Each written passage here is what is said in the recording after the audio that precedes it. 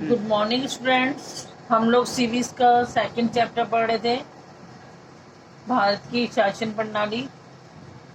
उसी में अब हम आगे देखें कानून बनाने की प्रक्रिया। किसी भी कानून के निर्माण के लिए सर्वप्रथम संसद में विधेयक पारित किया जाता है। यह विधेयक दो प्रकार के होते हैं, साधारण विधेयक और धन विधेयक या वित्त विधेयक भी कह सकते हो आप इसे। ठीक है। उन्होंने कहा कि कभी भी किसी कानून बनाना है तो उसके लिए क्या होगा, संसद के अंदर विधेयक पारित करना पड़ेगा। मतलब एक लिखा हो कि क्या पारित करवाना चाहते हो आप। तो उसमें क्या होता है वो दो तरह के होते हैं, एक साधारण विधेयक होता है और एक धन से संबंधित विधेयक होता है, उसे हम वित्त विधेयक भी कह देते हैं। साधारण विधेयक, इस विधेयक को संसद के दोनों सदनों में से कोई भी पेश कर सकता है। यह विधेयक दोनों सदनों के किसी भी मंत्री द्वारा प्रस्तुत किया जा सकता है। अब देखो, जो साधारण विधेयक है उसे संसद के चाहे लोकसभा पेश करे चाहे राज्यसभा, कोई भी पेश कर सकता है। ठीक है। और कोई दोनों सदनों का कोई भी मंत्री उसे पेश कर सकता है। साधारण विधेयक 3 चरणों में पारित किया जाता है, जिन्हें 3 वाचन कहा जाता है। इसकी कार्यवाही का संचालन निम्न प्रकार है। ठीक है। अब ये जो विधेयक है 3 चरणों से होकर गुजरता है, जिसे हमें 3 वाचन कहते हैं। प्रथम वाचन प्रथम वाचन में लोकसभा सदस्य के अध्यक्ष से विधेयक प्रस्तुत करने की अनुमति मांगी। अनुमति की प्राप्ति के बाद विधेयक को लोकसभा के समक्ष रखा गया। और प्रत्येक सदस्य की विधेयक की एक एक प्रति उपलब्ध कराई गई। प्रत्येक सदस्य को विधेयक के विषय में बताया गया। पढ़ने और समझने के बाद चर्चा की आमुख तिथि का निश्चय किया गया। निश्चित तिथि पर प्रत्येक बिंदु पर चर्चा की गई एवं कई संशोधनों को पटल पर रखा गया। अब देखिए, उन्होंने कहा फर्स्ट चरण क्या होता है। ऐसे नहीं कि कोई भी चीज ऐसे ही कानून बन जाती है या कुछ है। सबसे पहले उन्होंने कहा लोकसभा का जो अध्यक्ष होता है उससे अनुमति मांगी जाती है कि विधेयक तैयार करा, भाई हम विधेयक प्रस्तुत कर रहे हैं, कर दें वो। फिर वो विधेयक कहाँ रखा जाता है, लोकसभा के जितने भी सदस्य होते हैं उन सबको उसकी एक एक कॉपी बांटी जाती है कि देखो भाई ये चीज है, और वो उसे ध्यान से पढ़ते हैं, समझते हैं। फिर निश्चित करते हैं एक तिथि की, इस तिथि पर हम इस पर चर्चा करेंगे। और कुछ संशोधन करना होगा, कुछ मांग करनी होती है तो वो उसी चर्चा के बीच में करते हैं। अब आता है द्वितीय वाचन। द्वितीय वाचन में क्या किया जाएगा, देखो फर्स्ट में तो अभी अनुमति ली अध्यक्ष से और सभी ने पढ़ा समझा कि क्या चीज है, क्या चीज बनने जा रही है, क्या चीज उसमें कोई संशोधन करना है तो उसके लिए तिथि निश्चित कर ली। इस तिथि पर हम सब एकत्रित होंगे और चर्चा करेंगे। द्वितीय वाचन में संशोधन को पटल पर रखने के बाद इन पर विचार किया गया। विधेयक का पुनः पूर्ण अवलोकन किया गया। प्रत्येक संशोधनों को बारीकी से निरीक्षण किया गया और कुछ नए संशोधनों के साथ इसे पुनः प्रस्तुत किया गया। अब उन्होंने क्या कहा कि द्वितीय वाचन में क्या किया, इसमें जो संशोधन किया का विचार रखा गया था उस पर फिर दोबारा से विचार किया गया, सोचा गया कि भाई ठीक है कह रहे हैं भाई इसमें कर देना चाहिए संशोधन।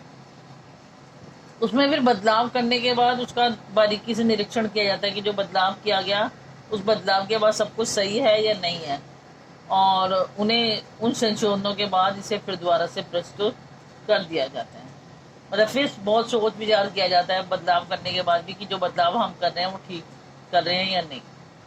तृतीय वाचन, एक बार पुनः संपूर्ण विधेयक को पढ़ा गया, संशोधनों पर सदस्य के मत लिए गए। विधेयक को बहुमत की अनुमति मिलने पर इसे राज्यसभा के समक्ष रखा गया। राज्यसभा द्वारा पुनः यही प्रक्रिया अपनाई गई। संशोधनों के साथ इसे राज्यसभा में भी बहुमत प्राप्त हो गया। अब उन्होंने क्या कहा कि एक बार फिर विधेयक को ध्यान से पढ़ा जाता है संशोधन करने के बाद भी, और वहां के सदस्यों को भी दोबारा से पढ़ा दिया जाता है कि देखो अब ये विधेयक बनकर तैयार हो गया है। सबकी जब अनुमति मिल जाती है, हाँ जी ठीक है, आधे से अधिक सदस्य कह देते हैं भाई ये ठीक है, आप बिल्कुल ठीक है, इसमें कुछ सुधार नहीं करना आप, तो उसे क्या कर दिया जाता है, राज्यसभा के समक्ष रख दिया जाता है कि भाई ठीक है, अब तुम भी इस पे विचार कर लो। फिर राज्यसभा भी उनके जो संशोधन के साथ इसे राज्यसभा के सामने रखा जाता है, और राज्यसभा भी उसको की तरफ से भी जब उसे बहुमत प्राप्त हो जाता है तो अंतिम हस्ताक्षर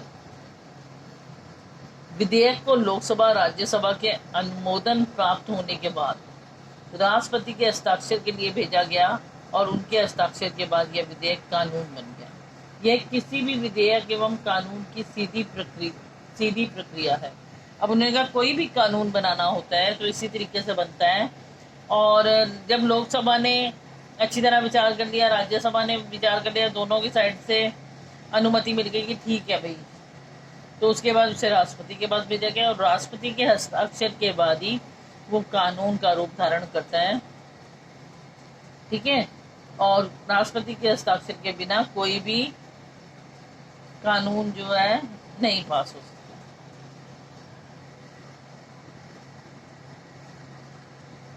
कानून निर्माण के मुख्य सूत्र, ठीक है, साधारण कानून लोकसभा अथवा राज्यसभा दोनों में से एक साथ पेश किया जा सकता है। विधेयक को संसद का कोई भी मंत्री अथवा सदस्य पेश कर सकता है।